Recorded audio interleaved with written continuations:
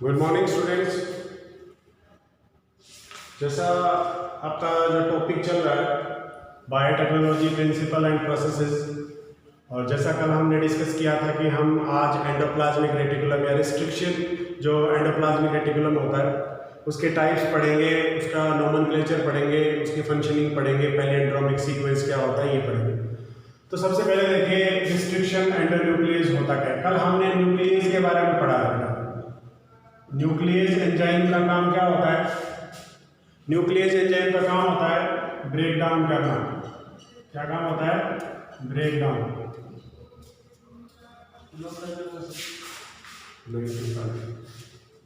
लिखा होगा ऐसे पेंट करके नीचे आएगा। ब्रेक डाउन करना, न्यूक्लियस का मतलब क्या होता है बेटा? ब्रेक डाउन करना। और कल हमने इसके फिर दो टाइप्स पढ़े थे। कौन से पढ़े बेटा? एक तो एक्सोन्यूक्लियस और दूसरा कौन सा है? एंडोन्यूक्लियस। एक्सोन्यूक्लियस और दूसरा कौन सा है? एंडोन्यूक्लियस। एक्सोन्यूक्लियस कौन सा होता है बेटा? जो आपका जिसमें एक एंड फ्री होना चाहिए, ये वहीं से कट लगाएगा जहां पे एक एंड फ्री होगा, एक एंड पे ये कट कर देगा, तो ये आपका एक सेगमेंट बन गया। इसका मतलब ये है कि ये सिर्फ एक ही कट लगाएगा, ठीक है। तो आप ऐसे समझ सकते हो कि जो एंजाइम आपका सिर्फ एक ही कट लगाए और उस एंजाइम को हम क्या कहेंगे? एक्सोन्यूक्लियस। और उसमें कंडीशन क्या होनी चाहिए कि जब एक कट लगाए तो एक हिस्सा आपका टर्मिनल एंड का होना चाहिए, एक कटा हुआ होना चाहिए, ठीक है। तो उस एंजाइम को हम क्या कहेंगे? एक्सोन्यूक्लियस।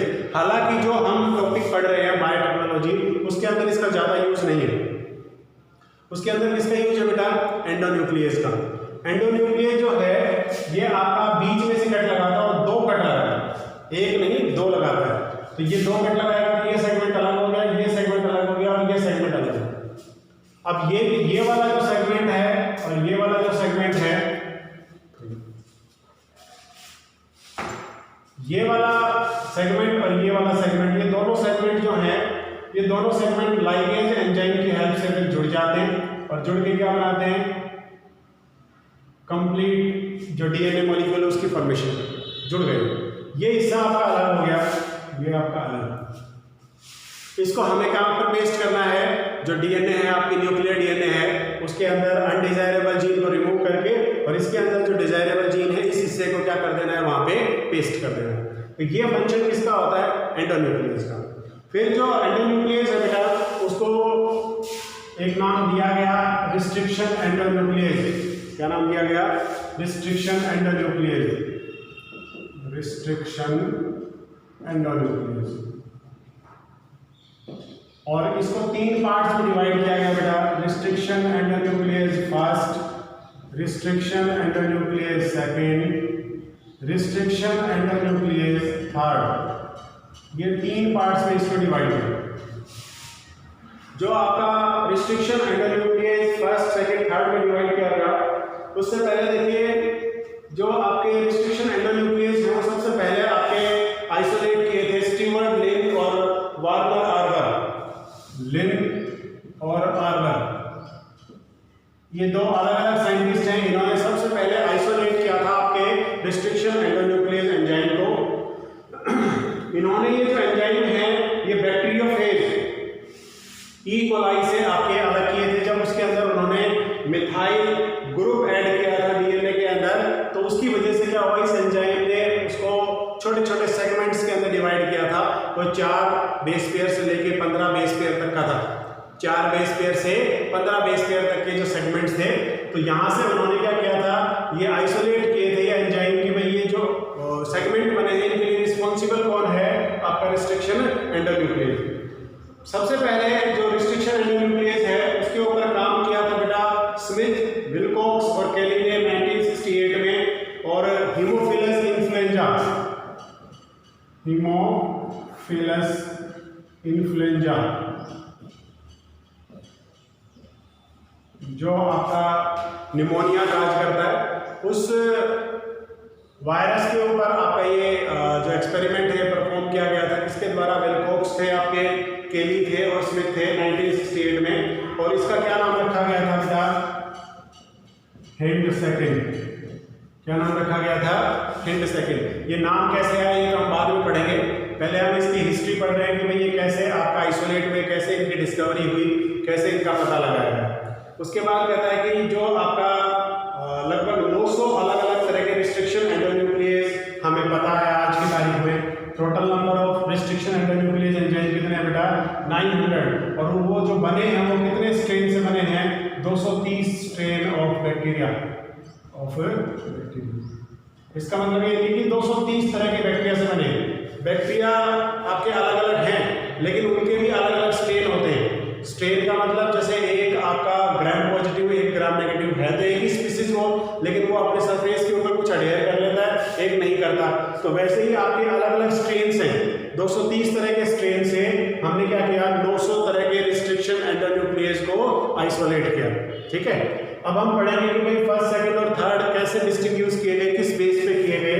तो देखिए जो रिस्ट्रिक्शन एंडोन्यूक्लियस फर्स्ट है आपका, सेकंड और थर्ड, इनको आइसोलेट किया गया, सेपरेट किया गया किसके बेस के ऊपर कि ये कितने बेस पेयर का कट लगाते हैं। डीएनए सेगमेंट के अंदर कितने बेस पेयर का ये कट लगाते हैं, इसके बेस के ऊपर ये रिस्ट्रिक्शन एंडोन्यूक्लियस फर्स्ट, सेकंड और थर्ड बनाए गए। जो रिस्ट्रिक्शन एंडोन्यूक्लियस फर्स्ट है वो आपका क्या करता है? 5 एंड की तरफ से 15 आपके बेस पेयर को रिकॉग्नाइज करता है। मतलब जो कट लगाएगा वो कितने बेस पेयर का होगा? 15 बेस पेयर का। कितने का होगा? 15 बेस पेयर का होगा। 5 एंड की तरफ से कट लगाएगा और कितने का होगा? 15 बेस पेयर का। ठीक है, तो अगर 15 बेस पेयर का कट लगा रहा है डीएनए सेगमेंट में तो कौन सा रिस्ट्रिक्शन एंडोन्यूक्लियस है बेटा? फर्स्ट है। सेकंड कौन सा होगा बेटा? सेकंड होगा आपका जो आपका 4 से 8 बेस पेयर का कट लगा है। 4 से 8 बेस पेयर का कट लगाए वो आपका कौन सा हो गया? रिस्ट्रिक्शन एंडोन्यूक्लियस सेकंड हो गया। कौन सा हो गया बेटा? Restriction endonuclease second. ठीक है, उसको हमने क्या कह दिया? सेकंड। अब कहता है कि जो आपका 9 से लेके 14 से बेस पेयर का कट लगाए, 9 से लेके 14 बेस पेयर का कट लगाए, वो आपका कौन सा कहलाएगा? Restriction endonuclease third. 15 का या 15 से ज्यादा का लगाता है तो रिस्ट्रिक्शन एंडोन्यूक्लियस फर्स्ट। 4 से 8 बेस पेयर का कट लगाता है तो कौन सा होगा? Restriction endonuclease second. और अगर वो 9 से 14 के बीच का कट लगाता है तो फिर वो कौन सा हो गया? Restriction endonuclease third. ठीक है, हमारे ये जो चैप्टर है ये इसके अंदर जितने भी प्रोसेसेस हैं उनके अंदर सबसे ज्यादा इस्तेमाल होने वाला आपका जो एंजाइम है वो कौन सा होगा? Restriction endonuclease second. 4 से 8 बेस पेयर ही हमें चाहिए होते हैं जब हम जेनेटिक इंजीनियरिंग करते हैं या मैनिपुलेशन करते हैं या फिर रिकॉम्बिनेंट डीएनए टेक्नोलॉजी का इस्तेमाल करके नई डीएनए प्रोड्यूस करते हैं, नया कॉम्बिनेशन प्रोड्यूस करते हैं डीएनए के अंदर, तो उसमें 4 से 8 बेस पेयर का कट लगाना होता है। तो उसके लिए कौन सा एंजाइम यूज किया जाएगा बेटा? Restriction endonuclease second. और इसके जो है लगभग 350 टाइप्स मौजूद। कितने टाइप्स मौजूद हैं? 350। ये डिपेंड करता है बेटा सबस्ट्रेट के ऊपर। जिस तरह का सबस्ट्रेट होता है उसी तरीके का एंजाइम काम करेगा। आपने +1 में पढ़ा था एंजाइम की प्रॉपर्टी में कि एंजाइम क्या होते हैं? Specific in nature. They are specific in nature, वो स्पेसिफिक होते हैं। और यहाँ पे आपका ये जो 350 तरह के रिस्ट्रिक्शन एंडोन्यूक्लियस सेकंड है ये भी क्या है बेटा? स्पेसिफिक इन नेचर है। कोई भी एक एंजाइम एक special type of base pair को ही कट लगाता है। तो ये 350 स्ट्रेन है, आप डीएनए के अंदर कहीं से भी आप कट लगवा सकते हो 4 से 8 बेस पेयर का। ठीक है, उसके बाद आता है बेटा सेकंड टॉपिक इसके अंदर नोमेनक्लेचर कैसे करेंगे हम। कौन सा आता है? नोमेनक्लेचर का। कौन सा आएगा? नोमेनक्लेचर का आएगा। सेकंड टॉपिक आ गया आपका कौन सा? नोमेनक्लेचर। कौन सा आ गया? नोमेनक्लेचर का। नाम कैसे लिखेंगे? देखिए कुछ नियम है। सबसे पहला नियम है कि फर्स्ट लेटर जो है वो आपका कहां से लिया जाता है? First letter will be taken from genus first letter and it is written in capital letter। पहला जो लेटर होता है आपका वो कहाँ से लिया जाता है बेटा? जीनस से। जैसे अभी हमने एग्जांपल लिया था हीमोफिलस इन्फ्लुएंजा। कौन सा लिया था? Haemophilus influenza. तो ये क्या हो गया बेटा? जीनस, और ये क्या हो गया? स्पीसीज। तो हमने क्या पढ़ा? पहला नियम क्या है कि जो पहला लेटर है वो कहां से लिया जाता है बेटा? First letter of genus. तो फर्स्ट लेटर ऑफ जीनस क्या हो गया? एच। ये हो गया ना। और इसको किस में राइट करना है बेटा? कैपिटल लेटर में राइट करना है। ठीक है। सेकंड जो नियम है वो क्या कहता है? Second and third letter will be taken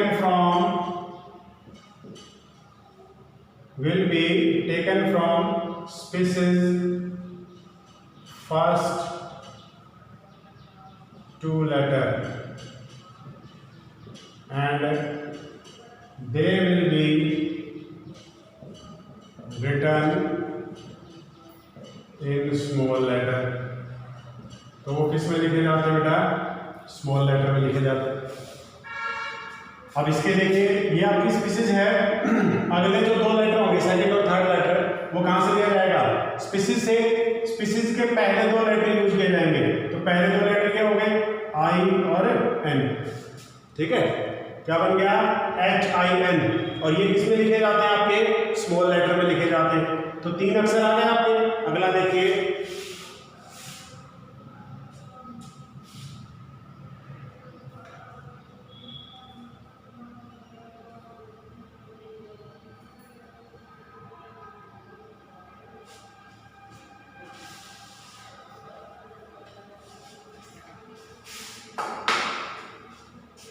तीसरा नियम क्या कहता है? Fourth letter of enzyme comes from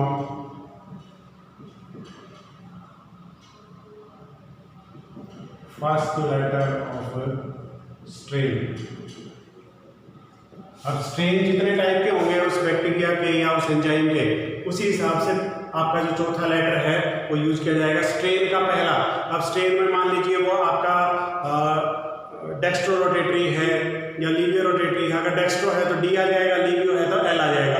तो ये हम मान लेते हैं डेक्स्ट्रो रोटेटरी है। तो आपके पास जो चौथा लेटर है वो कौन सा आएगा? डी। आ गया डी। 4 हो गए। ठीक है। और कौन सा स्ट्रेन है उस बैक्टीरिया का? जितने भी स्ट्रेन होते हैं, मान लीजिए 10 है, तो उनको सीक्वेंस में आपका रिकॉग्नाइज करने के लिए नंबर दिया जाता है रोमन में, first, second, third, fourth, fifth. तो जिस स्ट्रेन से वो लिया गया है लेटर, उस स्ट्रेन का नाम आगे आपको लिख देना है। सेकंड से लिया गया सेकंड, थर्ड से लिया गया है थर्ड, फोर्थ से लिया गया है फोर्थ। ठीक है। अब चौथा नियम क्या कहता है? All the four letter are written in italic में लिखते। इटैलिक में क्या करते हैं? थोड़ा सा टेढ़ा लिखते हैं, ऐसे HIND सेकंड, ऐसे थोड़ा सा टेढ़ा लिखते, इटैलिक में लिखा है। ठीक है। तो ये आपका नोमेनक्लेचर के नियम है। मेन तो 3 ही हैं। चौथा आपका ये जो इटैलिक में लिखने का तरीका है, ये आपको याद होना चाहिए। तो कोई भी आपसे नोमेनक्लेचर 2 नंबर में कई बार पूछ लिया जाता है कि रिस्ट्रिक्शन एंडोन्यूक्लियेज का नोमेनक्लेचर कैसे किया जाएगा। रिस्ट्रिक्शन एंडोन्यूक्लियेज जो है उसका नोमेनक्लेचर जब हम करते हैं तो आपका सबसे पहले ध्यान रखना होता है कि जो जीनस है उसका पहला लेटर कैपिटल में, स्पीसीज जो है उसके पहले 2 लेटर स्मॉल में, और जो चौथा लेटर आता है वो कहाँ से आता है? स्ट्रेन के फर्स्ट लेटर से। जिस भी स्ट्रेन का वो बैक्टीरिया है उसके फर्स्ट लेटर को यूज कर लिया जाता है फोर्थ लेटर के रूप में। और उसके बाद जो स्ट्रेन का सीक्वेंस है, first, second, third, fourth, fifth, six, seventh जो भी है, उसको फिर रोमन में यहाँ पे लिख दिया जाता है। जैसे मैंने यहाँ पे लिख रखा है सेकंड, थर्ड और फोर्थ। ठीक है। ये तरीका है आपका नाम लिखने का, आसान सा तरीका है। इसको समझ लीजिए। आप किसी भी, अगर आपके पास बैक्टीरियल स्पीसीज है, वायरल स्पीसीज है, तो आप आसानी से उसके रिस्ट्रिक्शन एंडोन्यूक्लियेज का नाम लिख सकते हो। सिर्फ एक दिक्कत आती है कि स्ट्रेन और स्ट्रेन का जो सीक्वेंस है, अगर वो भी आपको साथ दे दिया जाए तो आप आसानी से उसका नाम लिख पाओगे। ठीक है। उसके बाद आता है बेटा एक एग्जांपल। जैसे आपके पास मैं एक एग्जांपल देता हूं, फिर उसके हम नाम लिखेंगे।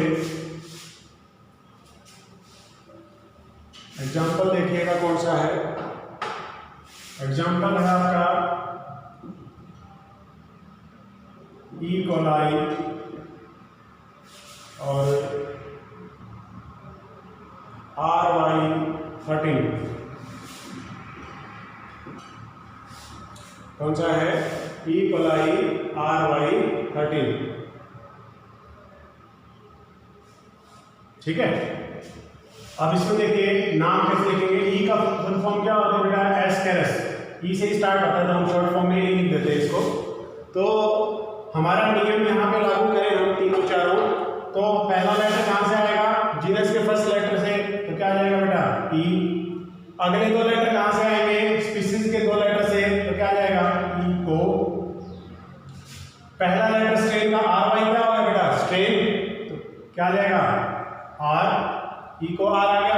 और पहला लेटर किसका आ गया? स्ट्रेन का। देखिए 8 तक 9 तक आते हैं तो कोई दिक्कत नहीं है, उसको ऐसे लिख दीजिए। लेकिन जब 10 से ज्यादा हो जाते हैं तो सिर्फ पहला लेटर लिखा जाता है। ये क्या आ जाएगा? फर्स्ट, ठीक है। ये किसका नाम हो गया? इको R1 या इको R फर्स्ट।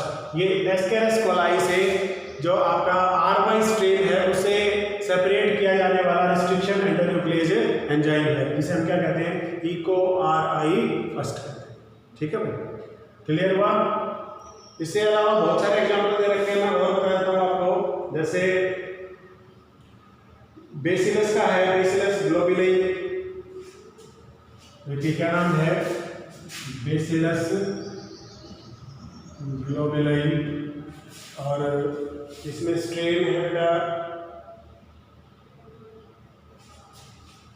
LY। और नंबर कौन सा है इसमें? 13, ठीक है। अब इसका नाम कैसे लिखेंगे? पहला लेटर जीनस का तो B आ गया, इसका आ जाएगा GL, ठीक है। अब यहां से आपका जो सेकंड स्ट्रेन है उसका नाम यहां पे सेकंड स्ट्रेन लिख देंगे, ठीक है। ये आपका बेसिलस ग्लोबुली का नाम हो गया BGL सेकंड। इस तरीके से एग्जांपल और भी दे रखे हैं, आप उसके अंदर आसानी से इसको रीड कर सकते हो। अब जो लास्ट टॉपिक आता है आज का वो है आपका पैलियोट्रोमिक सीक्वेंस क्या होते हैं या फंक्शनिंग ऑफ रिस्ट्रिक्शन एंडोन्यूक्लियेज। कौन सा आता है? Functioning of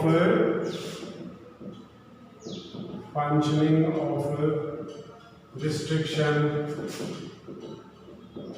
एंडोन्यूक्लियेज।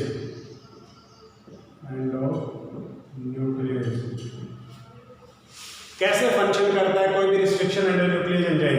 देखिए जो आपका रिस्ट्रिक्शन एंडोन्यूक्लियेज सेकंड है वो आपने पढ़ा 4 से 8 बेस पेयर का कट लगा।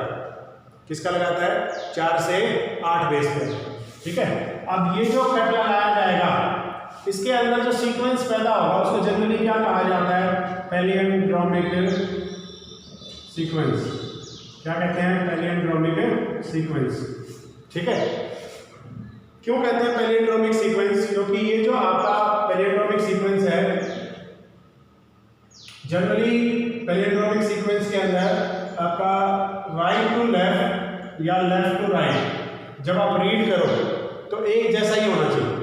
रीड के अंदर जो प्रोनाउंसिएशन है वो लेफ्ट टू राइट या राइट टू लेफ्ट एक जैसी होनी चाहिए। जैसे मैं एक एग्जांपल देता हूं, मलयालम। इस साइड से रीड कर लीजिए या इस साइड से रीड कर लीजिए, प्रोनाउंसिएशन एक होनी चाहिए, स्पेलिंग भी एक ही होनी चाहिए। अब इसमें देखिए यहां से MALAYALAM, यही है। और इधर से देखें तो MALAYALAM, दोनों साइड से सेम प्रोनाउंसिएशन आएगा, सेम स्पेलिंग बनेगी। तो इसी तरीके का सीक्वेंस जो कट किया जाता है आपका रिस्ट्रिक्शन एंडोन्यूक्लियेज के द्वारा उसे क्या कहते हैं? पैलियोट्रोमिक सीक्वेंस कहते हैं। क्या कहेंगे उसे? पैलियोट्रोमिक सीक्वेंस। इसमें एक एग्जांपल भी दे रखा है आपका पैलियोट्रोमिक सीक्वेंस का, तो देखिए क्या है? GAATTC, ठीक है। अब इसका कॉम्प्लीमेंट्री आप लिखो तो यहाँ पे क्या आएगा बेटा? GAATTC। ये तो हो गया 3 to 5 और ये वाला कौन सा हो गया? 3 to 5। अब 3 to 5 या 5 to 3 रीड कर लीजिए, सेम रहेगा। 3 to 5 रीड करोगे तो GAATTC, और यहाँ पे भी 3 to 5 रीड करोगे तो GAATTC, और 5 to 3 रीड करोगे तो CTTAAG, और यहाँ से भी 5 to 3 करोगे तो CTTAAG। ठीक है, तो दोनों साइड से एक जैसा रीड किया जाता है, एक जैसी प्रोनाउंसिएशन आती हो, उस सीक्वेंस को क्या कहा जाता है बेटा?